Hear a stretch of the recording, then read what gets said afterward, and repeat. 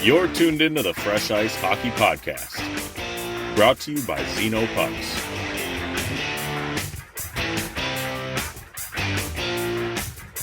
Here are your hosts, Andy and Brian Matusi.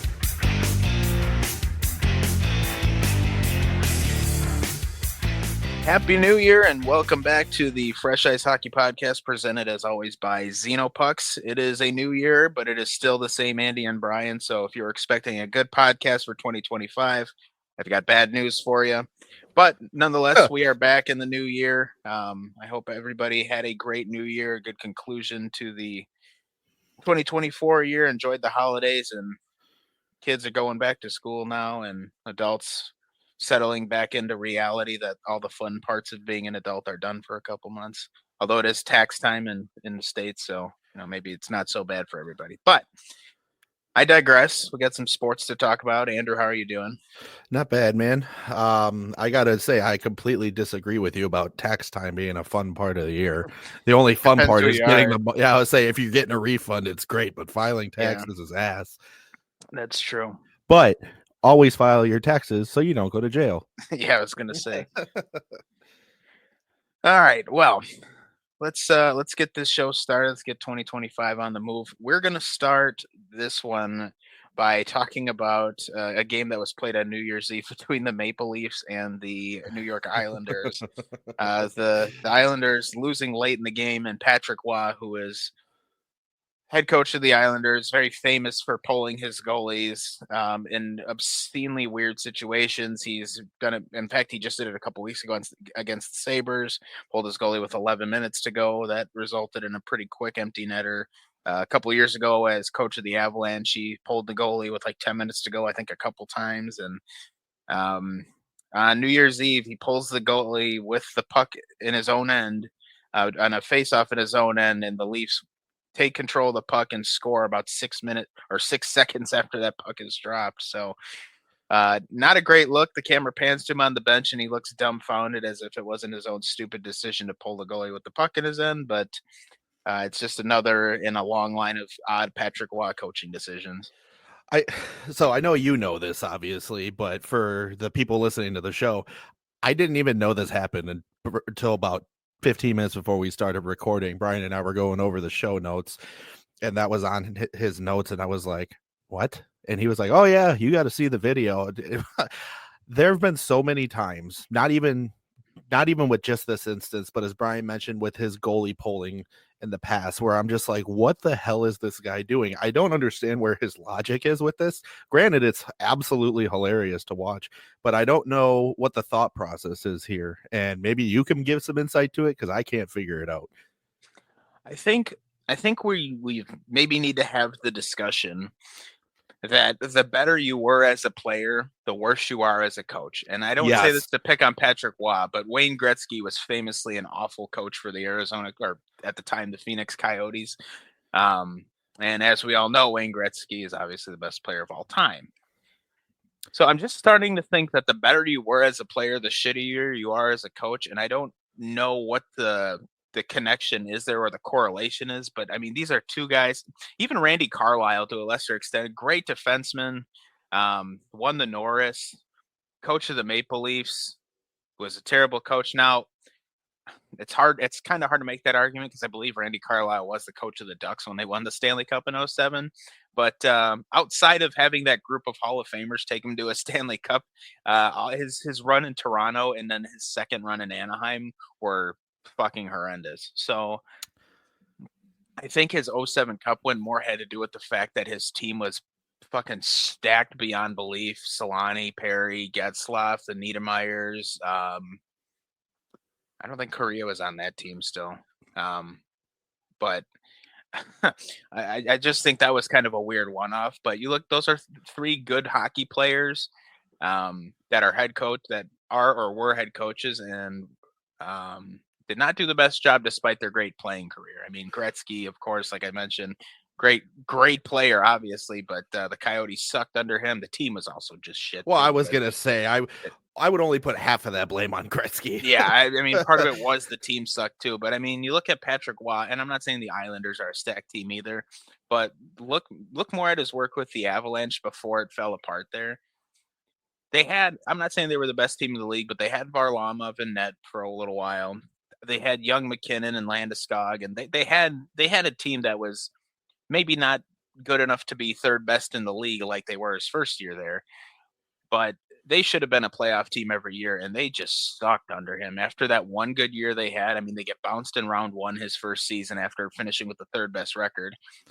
And then after that, it just falls apart, and Colorado famously just had a horrible half decade after he was gone until they finally got it together under Jared Bednar and won the Stanley Cup.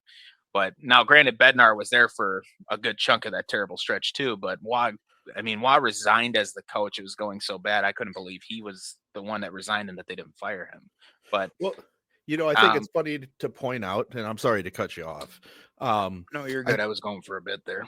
Okay. I was just going to say, I think it's funny to point out that, the guys that were good players don't usually make good coaches or the best coaches, but then also historically, they seem to make pretty damn good GMs when you look at guys like Steve Yzerman and Joe Sakic, not Don Sweeney, because screw that guy, but you see where I'm going with this. It's just kind of weird. I don't want to put Barry Trotz in there because, I don't think he played in the NHL. But he's not a real good GM. So anyway, I digress. Well, and he was a great, I think, coach. A great head coach. I mean, absolutely. The Preds weren't anything exciting in their tenure under him, but I don't think they were awful. And for what it's worth, I mean, he won a Stanley Cup with the Caps, so obviously he's a good coach. But I don't know if he did play or not. I don't believe so. Yeah, he played. The highest hockey he played was in the WHL, it looks like. Yeah, I don't know why he popped into my head. Probably just my ADHD brain. But yeah, for some reason his name popped into my head. But back to what I was saying, you got guys like Yzerman and Sakic, excellent GMs, both great players when they played. So it's just kind of weird. Like, now where's the difference in coaching and GM? And I understand those are two completely different jobs. So I don't know. It's just weird to see how that plays out.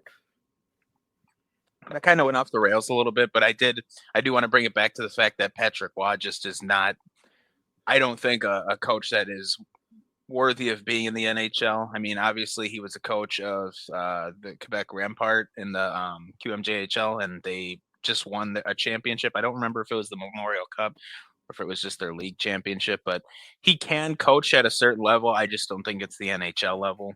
Obviously one of the greatest goalies of all time, but again, that just adds to a list of this guy being a mess late in games with these goalie pulls. I don't know if he's just thinks he's like onto something with this early goalie pull crap or these weird goalie pulls, but I did have to laugh because it was Tavares that hit the empty netter, and you could feel the collective sorrow of Islander fans.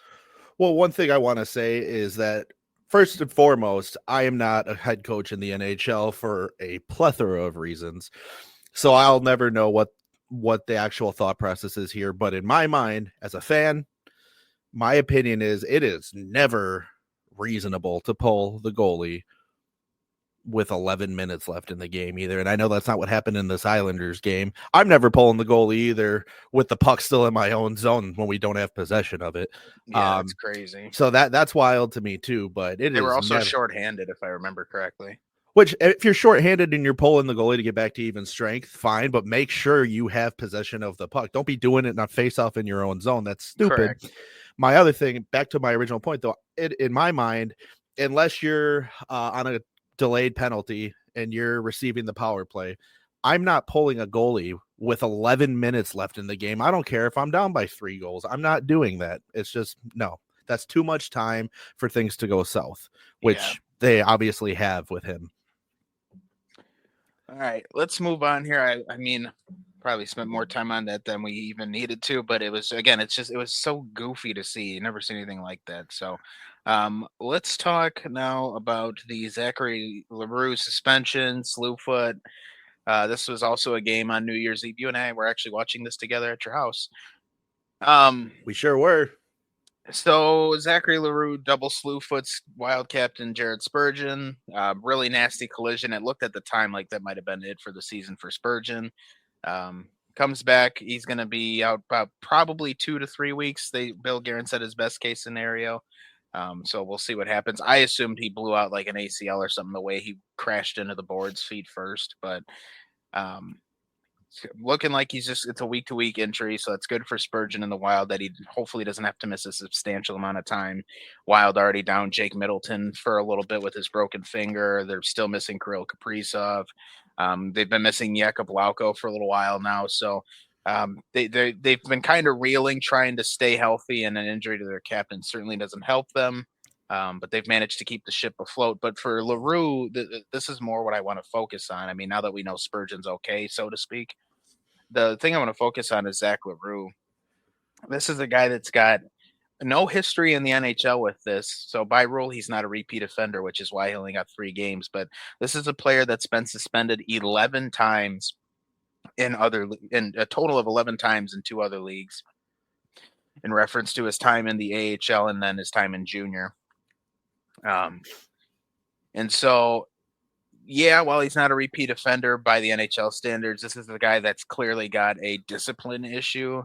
And I will say full disclosure that when I lived in Wisconsin and watched him play to Milwaukee, I definitely was cheering for him. He's one of the guys where you want to have him on your team, but you hate to play against him. And this is a prime example. I loved watching him rough people up in Milwaukee, but watching him slew foot a very well-respected player in Jared Spurgeon, who's also a guy with a big injury history, definitely lost a lot of love for that guy pretty quickly. So you hate to see it. You hate to see any slew footing penalty. But now I almost start to wonder, is 3 games enough for a guy? I know he's not a repeat offender by the letter of the law, but for Christ's sake, a double slew foot in a guy that's already been suspended 11 times. I mean, come on. I'm not cutting you off, am I? No, that was the end of my thought. Okay, cool. I just want to make sure. I've got to get better at that with my timing. But one thing I want to say is I think first offense slew footing needs to have a harsher penalty. And before people go nuts and say, well, sometimes it's not always intentional.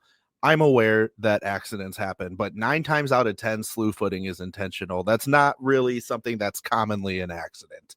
It's something that's pretty well orchestrated. I don't want to say premeditated, but you're doing it. I think it needs to have a harsher penalty, even for first offense, because it's such a dangerous move. And I mean, it hasn't happened yet, and I hope it never does, but you can literally die getting slew footed, as you can with many other injuries in the NHL. But something that's that intentional, they have to be stricter on, especially when it's happening. And I'm not saying somebody else's career is more important than somebody else, but when it's happening to a guy like Jared Spurgeon, someone who's as well respected, he's a talented player, it's got to be taken more seriously. And the other thing is, slew foots, even when they're not that serious, when they result in something not that serious, they still look horrendous when you see it happen. Yeah. And in this case, we're very fortunate with Spurgeon that it's nothing serious for him. But I used to, as a fan, like you mentioned, now you lost a lot of respect for him, and you used to love watching him in Milwaukee. As a fan, when I watch a slew foot, I don't care if it's somebody on my team doing the slew footing. Yeah, I'm getting to that. Whether it's somebody on my team doing the slew footing or somebody on the other team doing it, I get pissed off for the rest of the game. And I'm glad you said Marshy, because Brad Marchand used to piss me off religiously when he was in his scumbag days. And that used to piss me off all the time because he was always going out of his way to hurt people. And part of the thing that pissed me off the most about that is he was like, he's a talented player, so why are you wasting your time doing this? Just play the damn game. And I'm not one of those Boston fans. I'm not a masshole who's like, Marchand can't do no wrong. Like, I'm a logical human being. It used to piss me off. I don't like when players go out of their way to hurt each other. And I understand it's a physical game. We love the fighting. That's what makes hockey. But there's a difference between playing the game and trying to hurt somebody. And that's all slew footing is. And there's no other way to look at that. So I think it's something that while there is a penalty for a first offense, I think it needs to be stricter. That's just my opinion. Yeah, well, and it's much the same way when they first really started trying to address headshots in the league. Yeah. It very rarely does it happen by accident, but it can happen. But even in those cases, you're responsible for your elbows and arms and making sure you're not in line to headshot somebody. So they started cracking way down on those. And I think they need to do the same with slew footing. It poses, first of all, in this case, a severe risk to your knees, but it gives you a huge chance of a head injury too. I mean, you watch the replay. Thankfully, when Spurgeon fell, his back hit the ice first and not his head. His head actually didn't hit the ice. He kind of curled himself up as he fell because he was going into the board, so he kind of like armadilloed himself into a ball. But I mean, a guy can slip, land head first, and I know they're wearing helmets, but that doesn't. It's not always going to save your life either. You hit the ground hard enough, doesn't matter what you're wearing. But I think you're right in saying that they absolutely need to crack down on these and make the suspensions a little more lengthy, even for first-time offenses. I think they need to be starting with 5 games. Again, you're going to have it happen eventually where it happens by accident and the guy's going to get suspended, but you need to be responsible for yourself on the ice. Yes, it's a physical game. Yes, it's a fast game. But especially in this case, if you watch the replay, LaRue had plenty of time to pull up. They were going into the corner to battle for the puck. Spurgeon starts to pull up, and LaRue just sweeps his feet out from underneath. You have plenty of time to slow down, and you can even shove him into the boards. You could cross-check him in the back there. There's so many other things you could do that could hold him up that would not be slew footing. I mean, you can shove him into the glass or hold him up against the glass. Spurgeon's not a big guy, so it's not like he's a physical menace. LaRue had plenty of options there and chose to go with the cheapest, easiest, dirtiest play, and that's what I don't like. Yes. And, one thing I want to point out, too, because it happened to a Minnesota Wild player, I know someone out there is going to be like, well, yeah, of course you guys are going to support that or stand up for him because Brian's a Wild fan and Andy's his brother. I want to point out real quick that hates the Wild.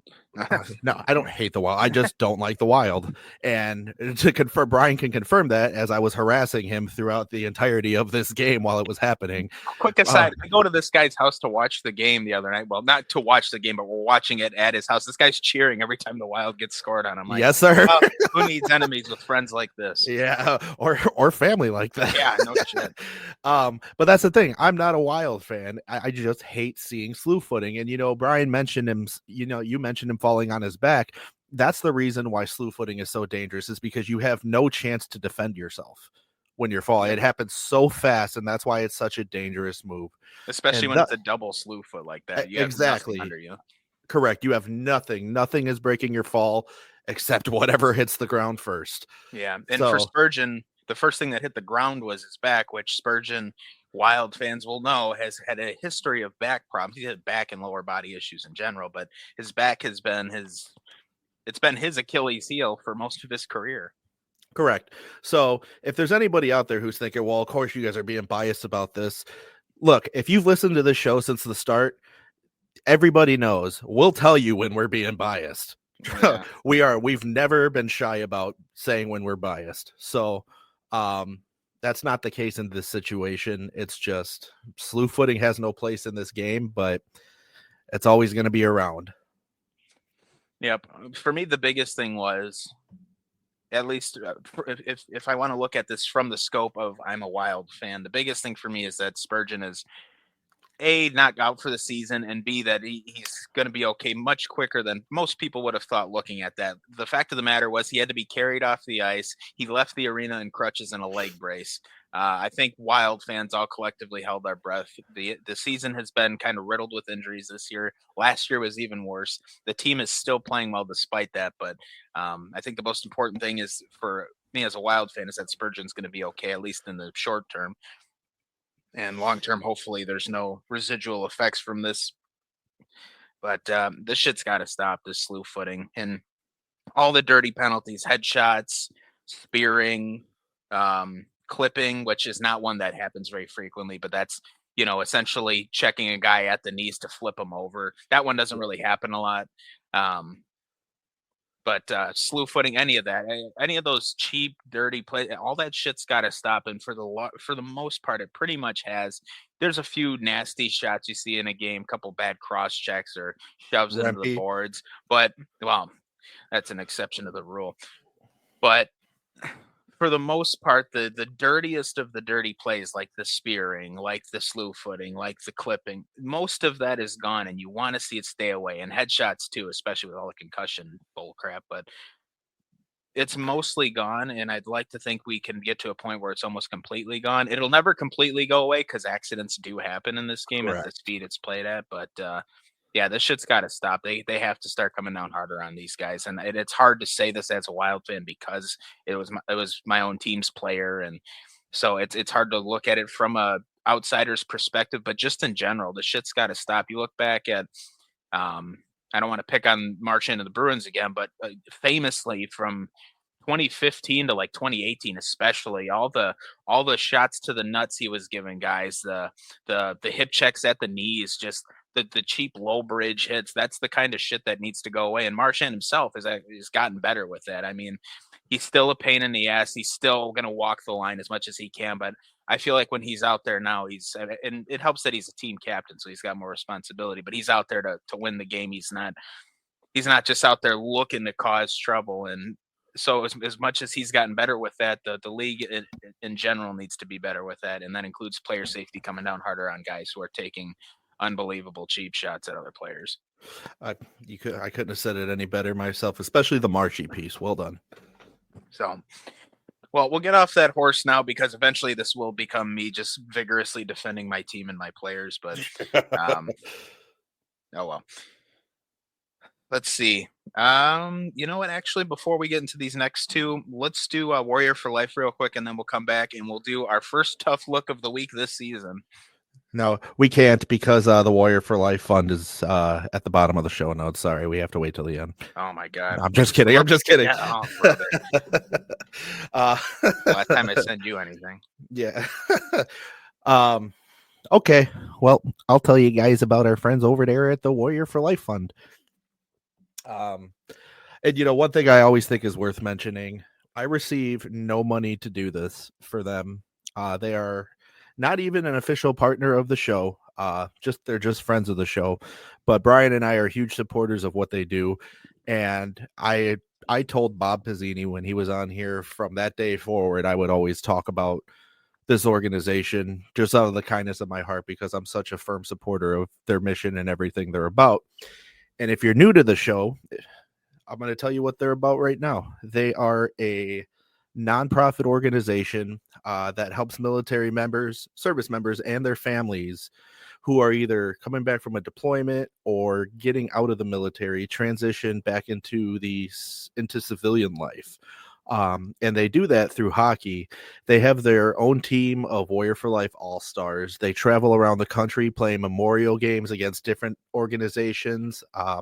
They recently, at the beginning of December, had a game against the Boston Bruins Alumni Association, who they are partnered with.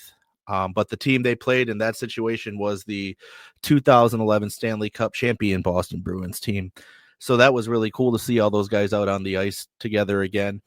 They've also partnered with the NHL, which helps them get other players from around the league involved, other NHL alumni, I should say. It's really cool. It's really fun to watch. You can see a lot of their stuff online. They also sell tickets to their events, and their memorial games, the games are memorial games for fallen service members, police officers, things of that nature. It's really cool. I love everything they're about. They want to build that camaraderie to let guys know that they're not alone when they're getting out of the service. So if it's something that you're interested in checking out or even lending a helping hand for, you can head over to warriorforlifefund.org and make a donation today.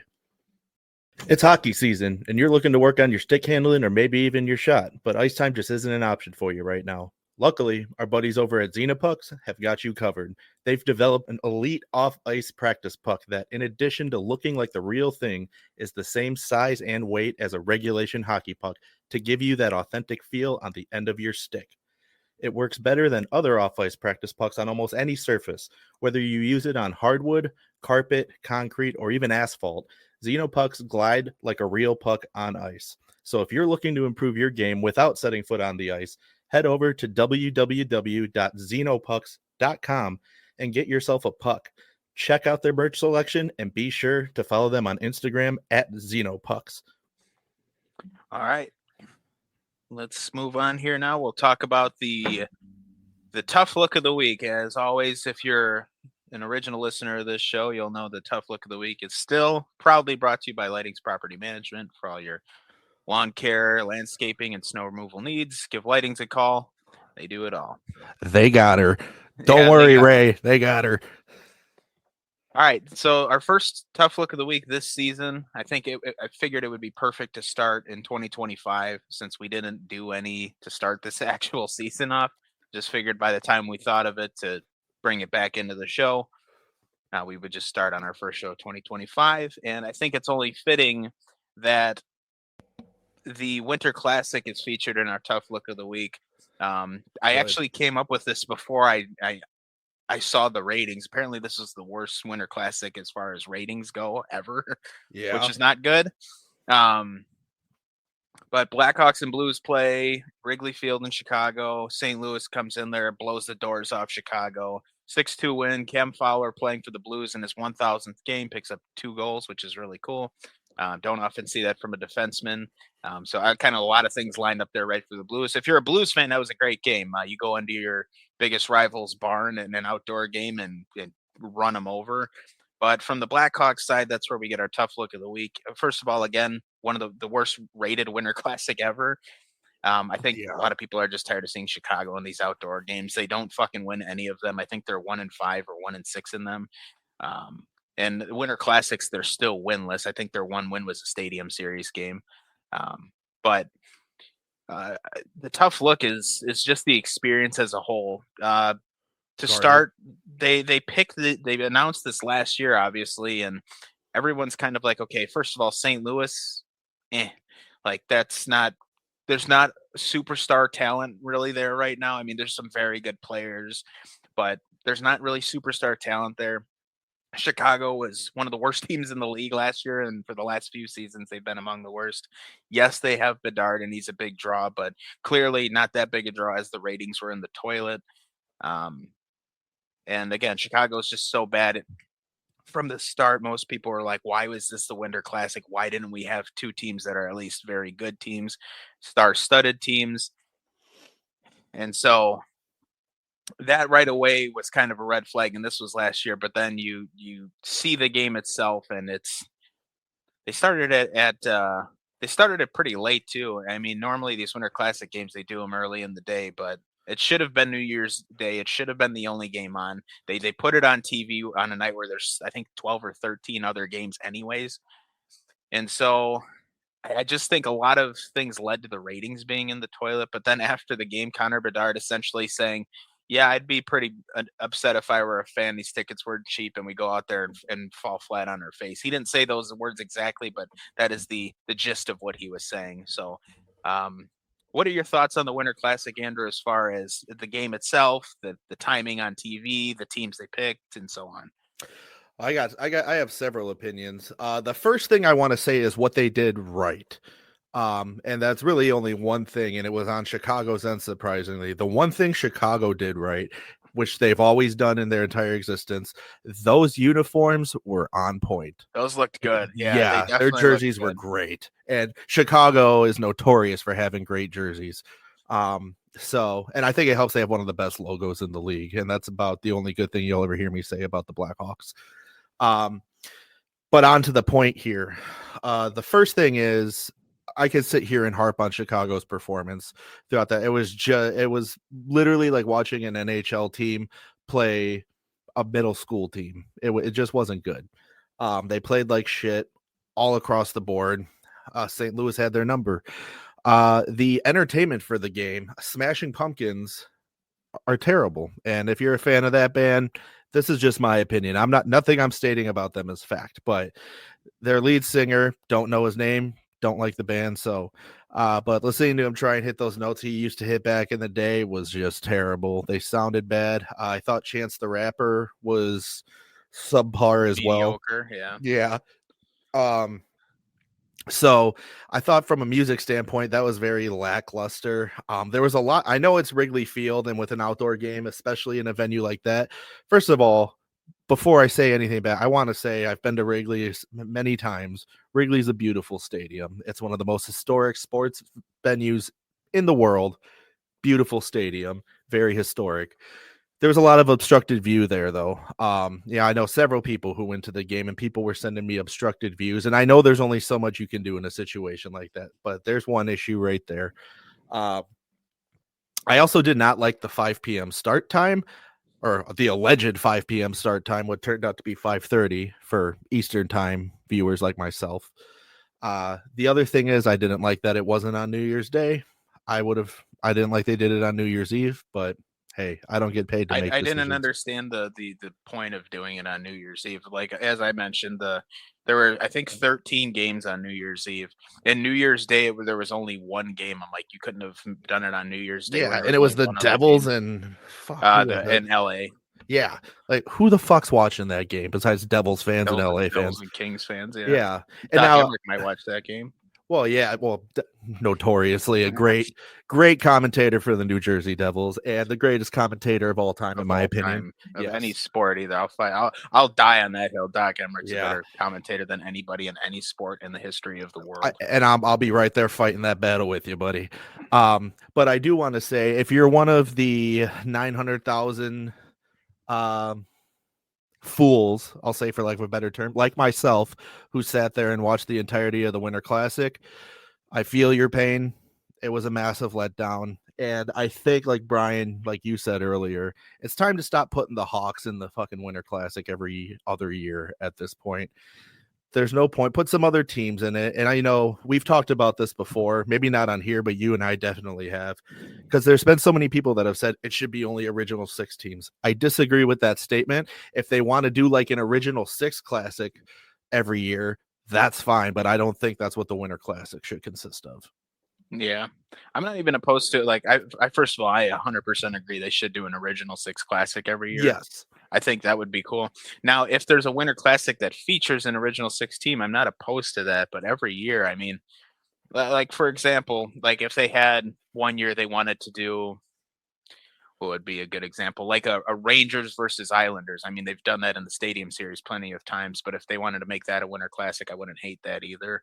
But I truthfully, I think they're very close to a good formula with outdoor games. I know they've largely kind of lost their allure because they're not unique anymore. They do them every year, a couple times a year. But truly, if they did something like, if they just scrapped the Winter Classic name, did an original 6 Classic, and then just did Stadium Series games, I think it would be kind of cool. Again, the problem with doing that, though, is it can lose its allure because people are like, well, they're doing a couple of these every year. Who really gives a shit? And I say that even though you and I are going to a Stadium Series game in a couple months. Yes. But there's a right way to do this. I just don't think the NHL has found it. I think for a while they had a good formula, but when you start putting the same teams in and then you move the game to New Year's Eve for some stupid ass reason on a night when most people aren't going to be watching hockey New Year's Eve, I think the NHL did a pretty good job for the most part of getting all these games started earlier than they normally would so they could have them all done so everybody could go enjoy the new year. But still, for the most part, I think people were probably not tuning into hockey games on New Year's Eve. I think if you really want to draw good ratings, you do a couple games on New Year's Eve and you save the rest for New Year's Day when people are actually off of work. That's correct. Or when they're not out drinking and at parties. It's that's the other big issue right there, is that nobody was fucking home to watch this game. It was New Year's Eve. Yeah, so it just, I don't know. There's a lot of issues I took with this Winter Classic, but I think the teams as well. I agree with you that the jerseys were good. Actually, St. Louis's I didn't hate either, but I wish they would have just gone with the music note instead of putting St. Louis. I thought that was kind of cheesy. I think that jersey would have looked great with their actual logo on the front of it and not on the shoulders. But that's neither here nor there. The game's over. The jerseys already exist. It's whatever. But a lot of things they just. it felt like a piss poor effort. I think is my biggest issue I took with it. Is it just seemed so underwhelming, which usually you can't say about the Winter Classic. Usually the views and the vibes are really good, but I don't know. Well, I will say one, since we're on the topic of jerseys and outdoor games, I have two things to say, and then I'll shut up about this whole topic. But the first thing I want to say is, as far as jerseys go for outdoor games, I'm excited for Columbus and Detroit to reveal their jerseys that for the game we're going to at the Horseshoe in Columbus in March. And I've seen an alleged leaked concept of the Columbus jerseys. If you follow us on social media, I will post a picture of it on Facebook and Instagram. It's not official that's what they're doing. It's just rumored, but if it is, it's really cool. And it's based off their cream and blue Cannon jerseys. And I think it looks really good if this is what they end up going with. I haven't seen any rumors for Detroit's yet, but I'm looking forward to that. Send me the picture of the one you saw, because I saw one too, but it said it was a concept, not a alleged leak. Well, yeah, when I first saw it, it said concept, but then somebody said before that it's been leaked, and then after that, I saw that it was a concept. But it's the one that's a CBJ down. Okay, that's the one I saw too. I think I don't think there's any truth to that. I think had it actually leaked, I think it would be a little bit bigger by now, but if that's the look they go with, or even something close, that would be pretty cool. But we'll wait and see. The Stadium Series jerseys are always they're very unique. I've never seen a Stadium Series jersey where I'm like, that's kind of bland. Like they always try and do something extra, which I don't feel like they do for the Winter Classic, because they try and give it that heritage style look where it looks a little old timeier, and whereas the Stadium Series, it feels like they try and over modernize it so it doesn't have any present styling cues. It all looks kind of futuristic, so to speak. Right. But yeah, to come back to the Winter Classic, I thought that was a perfect tough look, because so much of it was bad. It was just the music, the presentation, the time of the game, the teams in the game, the performance of one of the teams, being that they were the home team. Just so much of it was just so terrible. And I truthfully think if they just come back at this with better teams in the future, I think they can avoid this.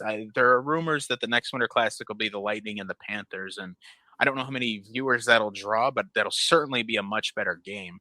I know ratings are very important, but you know what? You took Chicago and St. Louis, who are a couple of the league's biggest markets, and it fell on its fucking face because they're so bad.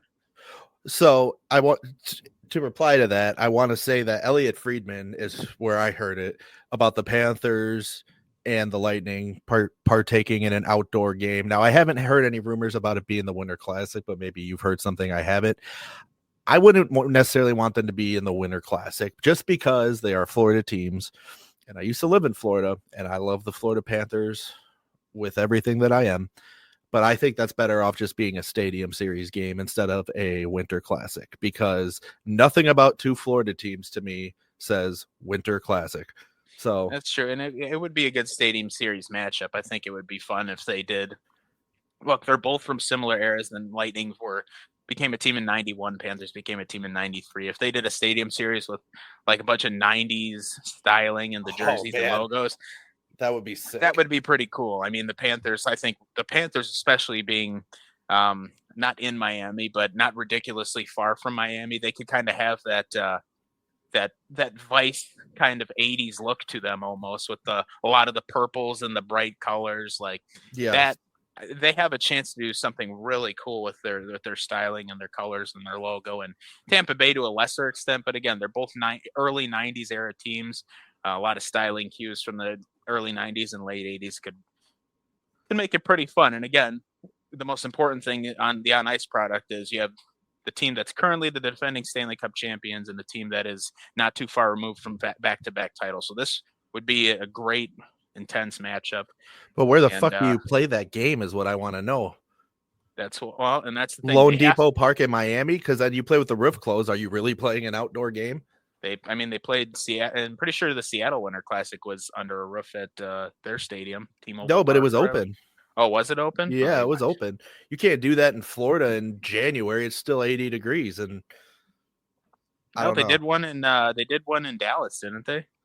Yeah, but it wasn't 80 degrees. It was not 80 degrees. That's true. But see, the other thing is that's why I think maybe they may have to do a Winter Classic is because usually the Stadium Series games are in February and March. Well, from living in Florida that by February and March, it's 70, 80, 90 degrees every day. It just won't work. Their option may only be to play in the Marlins Stadium because that's the option. They can't play it in the Dolphins Stadium because it has no roof and it'll melt the ice, and they certainly can't play it in Tampa Bay because you can't play in the Rays Stadium right now. The Tropicana Field that's inhabitable. Dude, the baseball team ain't even playing there. In that stadium. And I'm not. Yeah, dude. And look, Rays fans, I'm not knocking you. The Rays have a good fan base. But that stadium is just one of the shittiest stadiums in sports altogether. It's not even in Tampa. For those of you who don't know, the Tampa Bay Tropicana Field is in St. Petersburg, Florida, which is about a 20-minute drive from Tampa, if traffic is nice to you.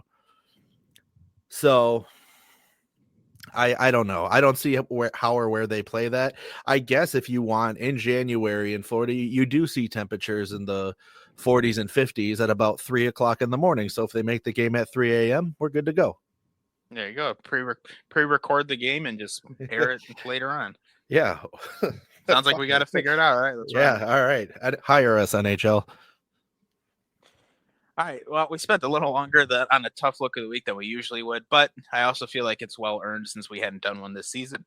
Oh, excuse me. Goodness. Apparently breakfast is working its way out. But spend a little more time on that than I planned to. But yeah, it was our first one of the season, so it was good to stretch it out a little bit. And honestly, that Winter Classic was so bad, we probably could still talk about how much of a tough look it was. But we're going to completely turn this around and talk about a couple things that are positive. First one, my kill death ratio on Call of Duty. Oh boy, I'm just kidding. I could not throw that in there. The okayest player of all time. All right, so some positive things. First one, real quick, I want to congratulate Trevor Lewis of the LA Kings. Just played his 1,000th career game last night. I saw a lot of people on the NHL's post saying that they didn't know who this player was, which to me tells me two things. That first of all, a lot of people that claim to watch this game don't fucking watch it. The guy's a 2-time Stanley Cup champion with LA. I can understand that was more than a decade ago, but I mean, come on, the guy won 2 Stanley Cups. He's been in the league for 15 years now. And so, I mean, give him a little bit of respect, but he's played 1,000 career games, only has 232 points, but I think it's a testament to how good of a role player he is. He obviously he wasn't a number one winger, power play guy, anything like that, but he's a great depth player. He was outstanding for LA. I liked him, and I liked Dustin Brown when he was in LA before he retired.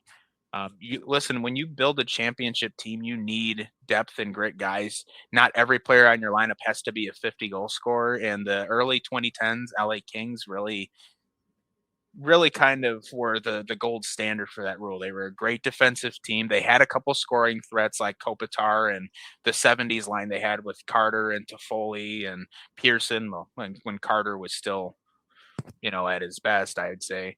They had the dangerous lines, but their depth is what was so good for them. They were so good at shutting things down defensively. They obviously had a great defense core, and Jonathan Quick at his absolute best, but their depth players were such a significant part of their runs too. And I think Trevor Lewis is definitely one of those guys that you need to fill out your roster with guys that can handle big moments and, shut it down when you need him to. And he did just that for them. There's a reason that a guy with only 230 career points has managed to play 1,000 games. Correct. That doesn't happen by accident. Most of these guys that play 1,000 games in the league, it's because they can continue to score year after year.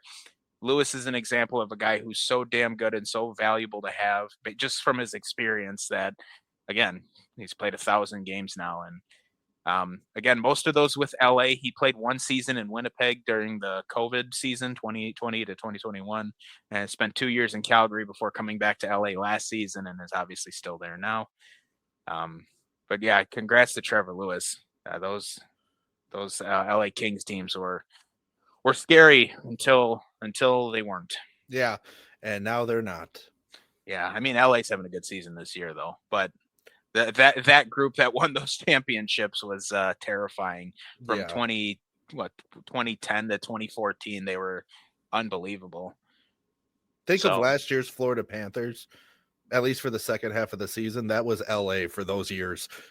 they were just so good. They just didn't allow a lot of shots, and because Jonathan Quick was so good at that time, when you had him facing 20, 25 shots a night, you weren't winning games because he was stopping all but one of them usually.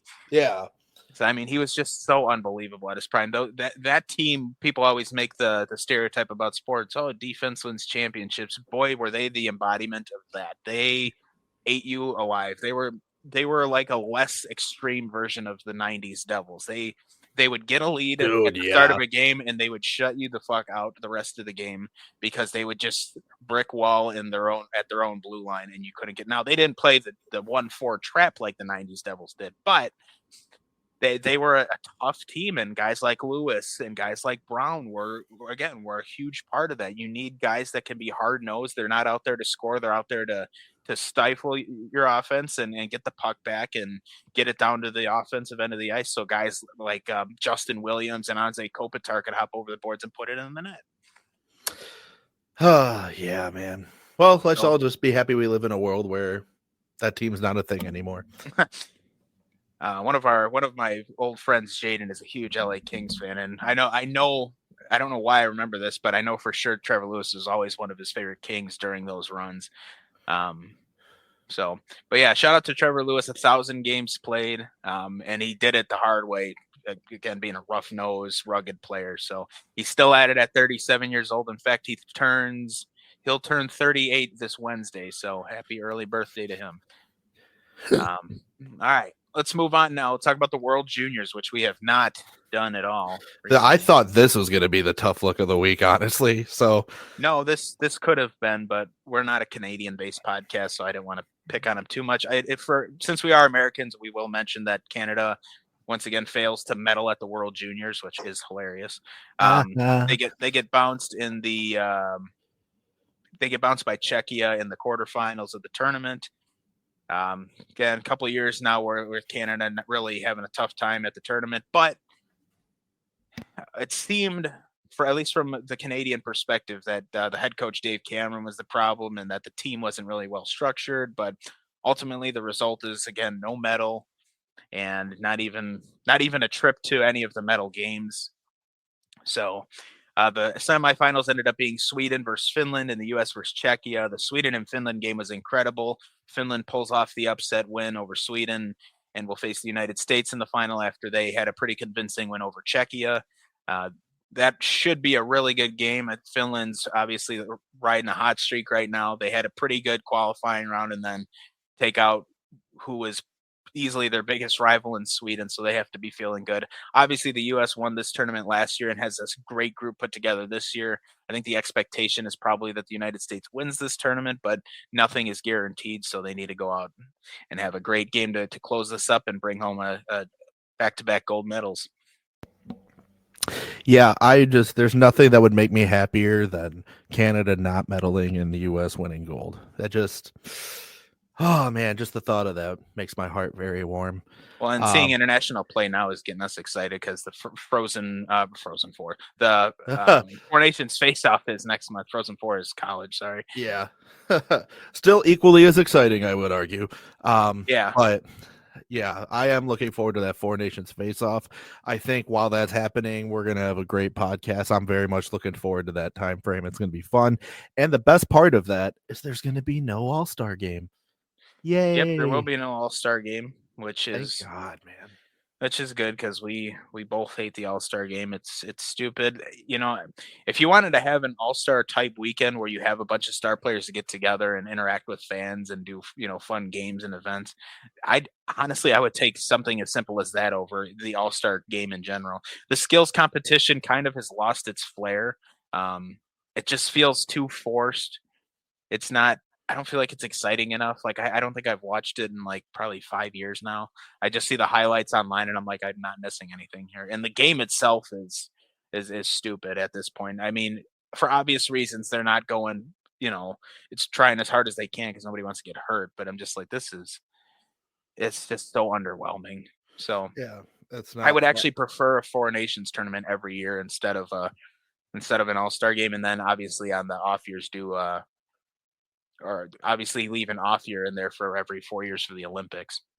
Right, yeah. But Honestly, and I understand that having the title of All-Star is a great accolade for guys to have on their hockey resumes, but then just make that an award that's given to guys each year halfway through yeah, the season. There, this player was named an All-Star. That's fine. Do that then. Why waste everybody's time? Because you're wasting time and money between the players, the fans, and the league having this All-Star weekend. It's a waste is all it is. And it's more time that we could just be watching real hockey. here's my thing, and this could largely apply to the four major American sports, as football, basketball, baseball, hockey, because they all kind of suffer from the same thing with All-Star games. We live in an era now with the internet where we have access to watch all of these star players essentially whenever we want. Granted, there's obviously financial barriers in the way, and everybody can't stand that, but we have the resources to watch all of the league's best players in every sport pretty much whenever we want to now. And so the need for an all-star game to see these guys play is not really there anymore. It made more sense in the 80s, 90s, early 2000s where you didn't get to see these guys play a lot. Now you can see their highlights at the snap of a finger if you go on YouTube or on ESPN. You can watch all these players, or if you're an out of market fan that loves a certain team, you can watch them whenever you want.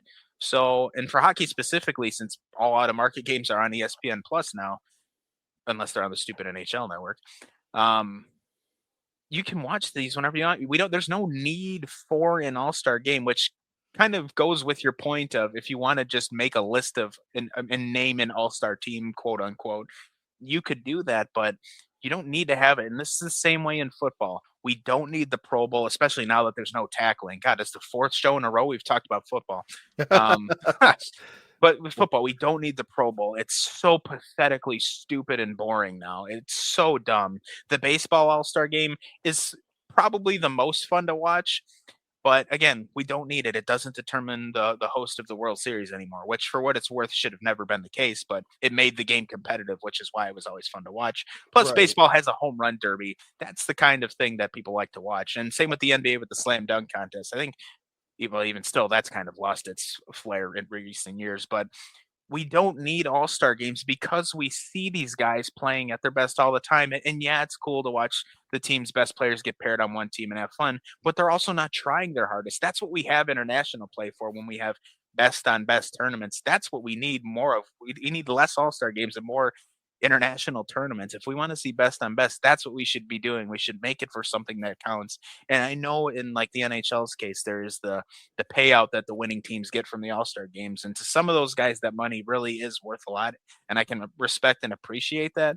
But from a fan experience with these leagues always trying to grow their games, I think All-Star games in general are pointless. None of these leagues All-Star games are anything worth watching anymore. All four of them, they all suck.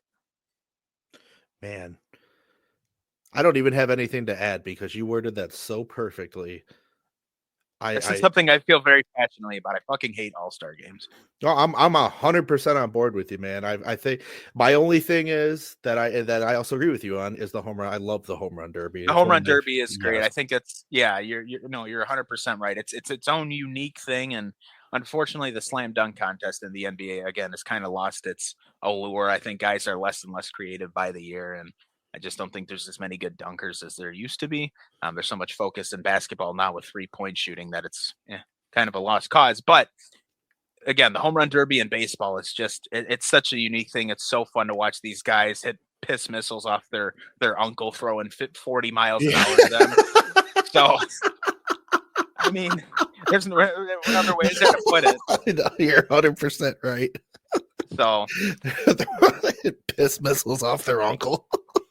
Truly, I mean, that's oh really man, it is.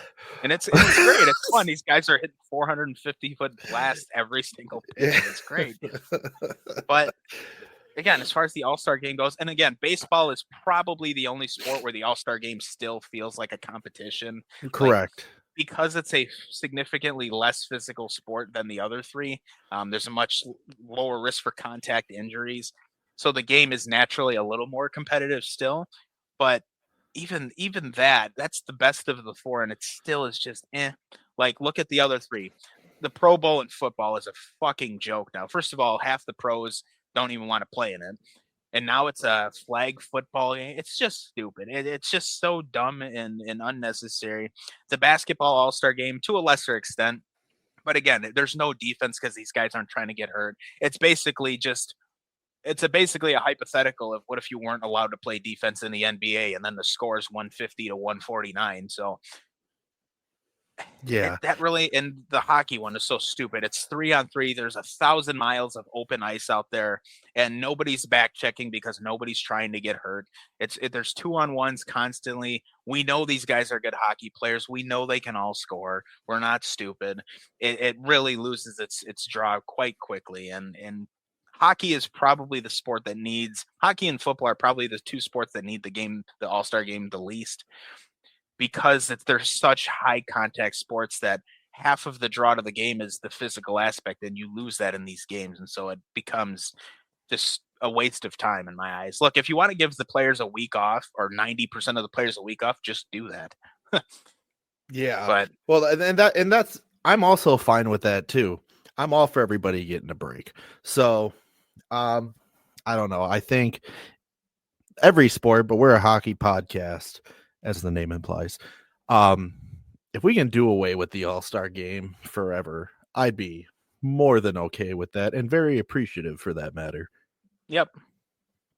Man. Yeah, no, I'm with you on that. I did not know we would go that long on we really went off on a tangent there. Yeah, I was gonna say this started as I was talking about the World Juniors, but it needed to be said. We need more best on best play, but it does not ever need to be in the form of an all-star game. We have it. It's called the Stanley Cup Final. Wow, that's a little different. Yeah, I know.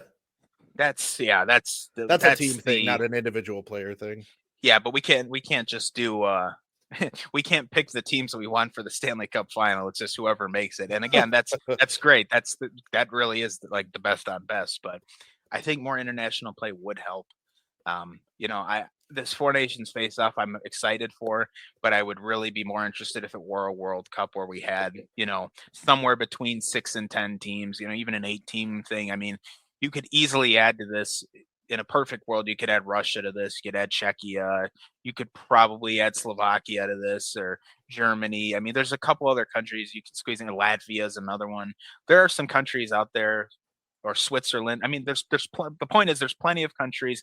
We could easily make a large international tournament. I know with everything that's going on in the real world, there's a fine line the IIHF has to walk, and that the NHL needs to walk with in regards to Russian players. But I've made my rant on that before. Yeah, we can go off on that. But yeah, ultimately a World Cup every couple of years would be okay. If you have 2 years where there's no big international tournaments like that. I mean, they still have the World Championships every year, but there should be a World Cup every 4 years, and there should be, obviously, the players should be going to the Olympics, which going forward it looks like will be the case. But